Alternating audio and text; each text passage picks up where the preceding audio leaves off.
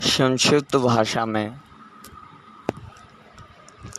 महाभारत का वर्णन किया गया है, जिससे हमारे आने वाली जो स्थिति एक हमारे नए विद्यार्थी हैं वो इसको जान सकेंगे और इसके बारे में उनको जो ज्ञान है वो प्राप्त हो सकेगा और आगे के जो हमारे उपाख्यान जो लेक्चर्स होंगे उसके माध्यम से भी वो ज्ञात कर सकेंगे कि महाभारत में क्या है, क्या बताया गया है, किसकी वर्णन है, किसकी कथा है और बहुत सारी शिक्षाएं और बहुत सारा ज्ञान उपलब्ध है। इसके बारे में हम थोड़ी सी चर्चा इसमें करेंगे। महाभारत भारत का एक प्रमुख काव्य ग्रंथ है जो स्मृति के इतिहास के वर्ग में आता है।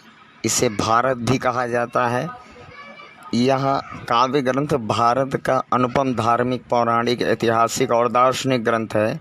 विश्व में सबसे लंबा यह साहित्य ग्रंथ और महाकाव्य हिंदू धर्म के मुख्यतम ग्रंथों में एक है। इस ग्रंथ को हिंदू धर्म में पंचम वेद माना जाता है। यद्यपि इसे साहित्य की सबसे अनुपम कृतियों में एक माना जाता है, किंतु आज भी यह ग्रंथ प्रत्येक भारतीय के लिए अनुकरणीय स्रोत है। यह कृतियाँ प्राचीनतम भारत के इतिहास की एक गाथा है। इसी में हिंदू धर्म का पवित्र ग्रंथ भगवत गीता सन्निहित है। पूरे भारत में लगभग 1,10,000 श्लोक हैं पूरे महाभारत में, जो यूनानी काव्य ग्रंथ यानी यूक्लिड और ओडिसी से प्रमाण में 10 गुना अधिक हैं। परंपरागत रूप से महाभारत की रचना श्रेय वेदव्यास को जाता है। इसी ऐतिहासिक वृद्धि और रचनात्मक परतों को जानने के लिए कई प्रयास किया गया है। महाभारत को बहुत सारे में तीसरी शायद ईसा पूर्व और तीसरी शताब्दी के बीच संकलित किया गया था। इसमें सबसे पुराने सुरक्षित भाग 400 ईसा पूर्व से अधिक पुराने नहीं थे। महाकाव्य से संबंधित मूल घटनाएं संभवतः 9वीं और 8वीं शताब्दी के मध्य मानी जाती हैं, के बीच ही है। पाठ संभवतः प्रारंभिक गुप्त राजवंश 4वीं शताब्दी ईसा पूर्व और द्वितीय अपने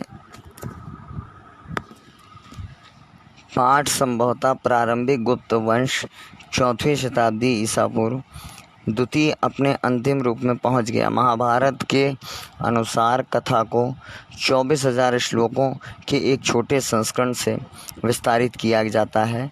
इसे केवल भारत कहा जाता है। हिंदू मान्यताओं, पौराणिक संदर्भों एवं स्वयं महाभारत के अनुसार इस काव्य की रचना वेदव्यास जी को माना जाता है।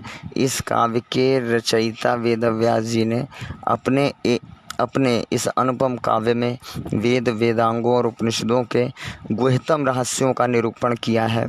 इसके अतिरिक्त इस काव्य में न्याय, शिक्षा, चिकित्सा, ज्योतिषी, युद्ध नीति, योग शास्त्र, अर्थशास्त्र, वास्तु, शिल्प शास्त्र, काम शास्त्र, खगोल विद्या तथा धर्मशास्त्र का भी विस्तार से वर्णन किया गया है। वेदव्यास जी को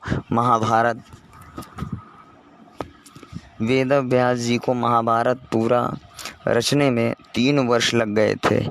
इसका कारण यह हो सकता है कि उस समय लेखन लिपि कला का इतना विकास नहीं हुआ हो जितना कि आज दिखाई देता है।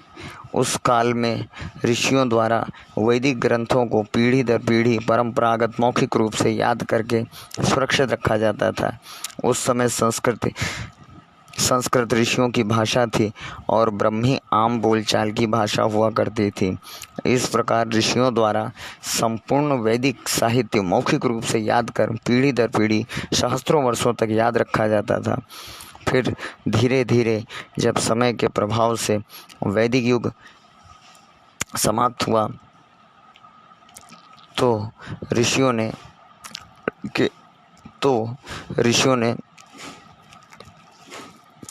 की वैदिक साहित्यों को याद करने की शैली लुप्त हुई।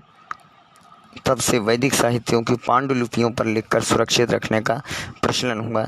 यह सर्वमान्य है कि महाभारत का आधुनिक रूप कई अवस्थाओं से गुजर कर बना है। विद्वानों द्वारा इसी रचना की 4 प्रारंभिक अवस्थाएं जानी जाती हैं। फिर भी महाभारत अपने आप में एक बहुत ही अतुलनीय और बहुत ही बृहद ग्रंथ है। अब इसमें पात्रों का जो वर्णन किया गया है वो निम्नलिखित है। अभिमन्यु, अर्जुन के वीर पुत्र, जो कुरुक्षेत्र में युद्ध में वीर गति को प्राप्त हुए। अम्बा, शिखंडी, पूर्व जन्म में अम्बा नामक राजकुमारी थी। अंबिका, विचित्रवीर की पत्नी। अम्बा और अम्बालिका की बहन। अम्बालिका, विचित्रवीर की पत्नी। अम्बा और अम्बालिका की बहन। अर्जुन, देवराज इंद्र द्वारा कुंती एवं पांडु का पुत्र, एक अतुलनीय धनुर्धर जिसको श्री कृष्ण ने श्रीमद् भगवद गीता का उपदेश दिया। ब्राह्मण, भगवान एवं चित्रांगदा का पुत्र। बकासुर, महाभारत काव्य में एक असुर जिसको भीम ने मारकर एक गांव के वासियों की रक्षा की थी। भीष्म का नामकरण देवव्रत के नाम से हुआ था। वे शांतनु एवं गंगा के पुत्र थे। जब देवव्रत ने अपने पिता की प्रसन्नता के लिए आजीवन ब्रह्मचारी रहने का प्रण लिया था, तब से उनका नाम भीष्म हो गया था। द्रौपदी, द्रुपद की पुत्री जो अग्नि से प्रकट हुई थी। द्रौपदी 5 पांडवों की अर्धांगिनी थी और उसे आज प्राचीनतम नगर वांदनियों में एक माना जाता है। द्रोण, हस्तिनापुर के राजकुमारों को शस्त्र विद्या देने के लिए ब्राह्मण गुरु थे। अश्वत्थामा के पिता। यह युद्ध के द्रोण एक प्रकार के पात्र थे, गुरु जिन्होंने पांडवों को और कौरवों को शिक्षा दी थी। द्रुपद, पांचाल देश के राजा और द्रौपदी धृष्टद्युम्न के पिता। द्रुपद और द्रोण बाल्यकाल के मित्र थे। दुर्योधन, कौरव में ज्येष्ठ, धृतराष्ट्र एवं गांधारी के समूह पुत्रों में बड़े।